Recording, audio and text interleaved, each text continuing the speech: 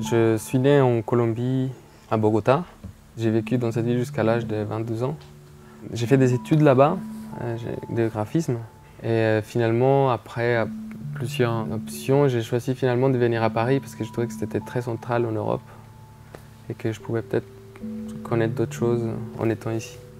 Et ici, j'ai fait les Beaux-Arts et elle m'a souri cette ville. Du coup. Je suis tout nouveau à Paris, donc j'ai pas beaucoup d'amis. J'aimerais que vous chantez pour moi le joyeux anniversaire pour garder un beau souvenir. Est-ce que c'est possible? Non. Oui. Ah, s'il vous plaît, s'il vous plaît. Joyeux anniversaire. Et bon, en Colombie, j'ai fait pas mal de photos et j'avais commencé à faire des vidéos. Et une fois arrivé à Paris, j'ai commencé à faire des interventions dans des lieux publics, dans des bus, dans des musées. Après, il y a ma tante Martine et mon oncle Richard qui sont là. Il y a mon cousin Albert et mon cousin Marcel. Il y a des choses qui reviennent toujours dans mon travail. Comment on accepte en fait les règles un peu tacites qu'on a entre tous. Peut-être même les lois qui ne sont pas écrites dans les codes civils ou des choses comme ça, mais qui sont des lois de comportement et qui finalement parlent d'une certaine conception du monde, de l'autre.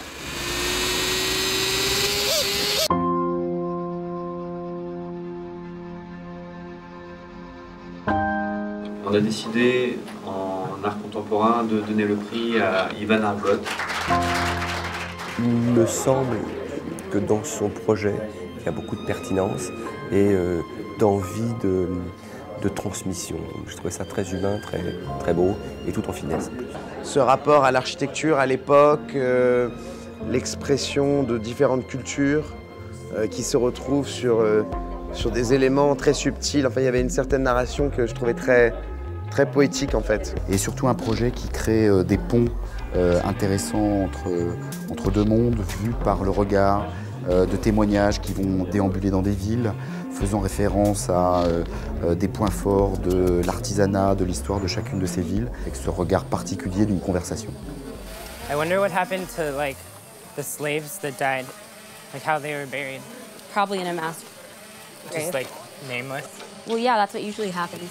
Le projet qui s'appelle The Messengers, je pourrais l'appeler comme une expérience filmée. La façon de le faire, c'est celle d'un film, mais tout ce qui se passe est plutôt de l'ordre du vécu en fait. C'est pas un jeu de comédien ou c'est une mise en situation spéciale en fait. Donc c'est un garçon et une fille des États-Unis qui, dans leur vie, sont assez engagés dans des mouvances un peu alternatives, anti-système un peu. Je les ai amenés avec l'équipe de tournage dans un premier village en Colombie, qui est un village assez important pour l'histoire de cette zone-là, puisqu'il était une des premières capitales faites par les Espagnols. Puis c'était aussi la première ville à être libérée de l'Espagne en fait. C'est là où Simón Bolívar a commencé sa révolution, la guerre d'indépendance. Et une autre partie a été faite en Espagne, dans un village, pour le coup, où il y a des gens, enfin, historiques aussi, mais dans un autre sens, parce qu'il y a des gens qui ont habité depuis la préhistoire.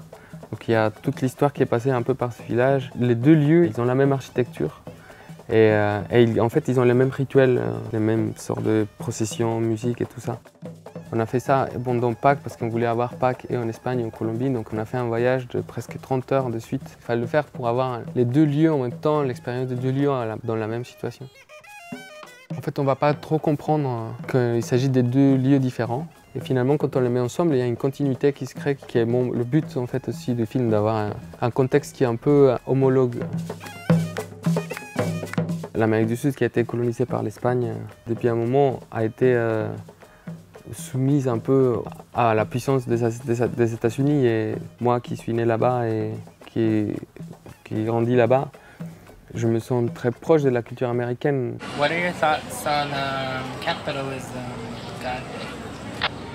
It was all about friendship, actually. Were you hungover when you created capitalism? Well, I'm not supposed to say that, but... Je voulais bien parler de ces processus d'amalgame, des couches historiques, symboliques, culturelles.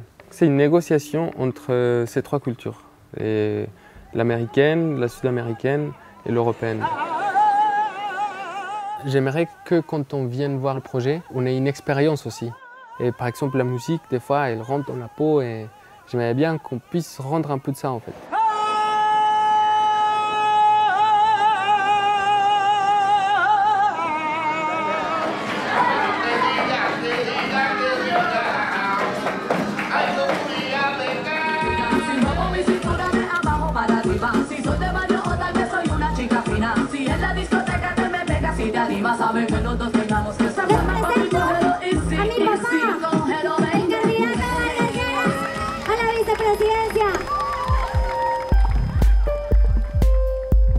On est dans une salle de cinéma au Palais Tokyo où on vient de présenter pour la première fois The Messengers.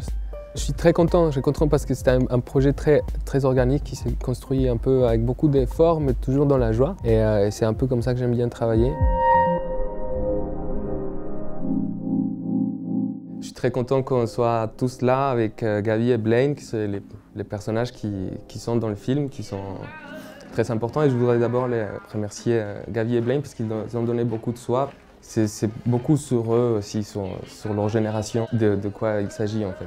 You can't tell like where the place, because we were in so many different places, and the way that they edited it, it's just like seamless. One kind of fluid thing.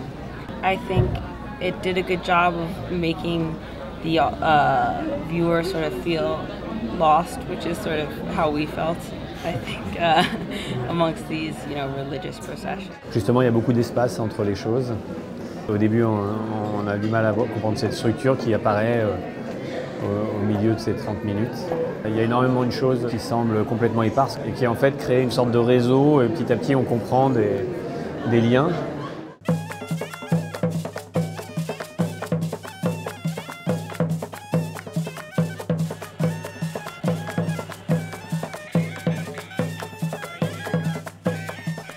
Je suis content des réactions des gens aussi parce que je vois que ça a touché pas mal de gens, donc c'est plutôt chouette, quoi. Ce film, il est accompagné des objets qui sont faits des fois pendant le film, comme le moulage, qui va me permettre de reproduire une partie de cette statue et qui sera une sorte d'objet que j'aimerais bien faire interagir avec d'autres objets. Ça, c'est le pied de la statue en question. Là, on reconnaît un peu le visage, en fait, la contreforme du visage.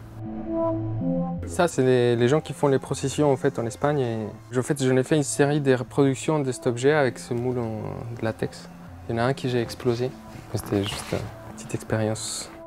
Par exemple, il y a ces sculptures qui accompagnent ce film, qui sont comme des extraits de murs, qui dans le cadre d'une exposition rentrent en dialogue avec le film comme une espèce d'entité physique forte aussi, qui n'est pas juste l'image, mais qui a aussi un dialogue entre des images et des objets qui sont générés par le film, à travers les films et après le film.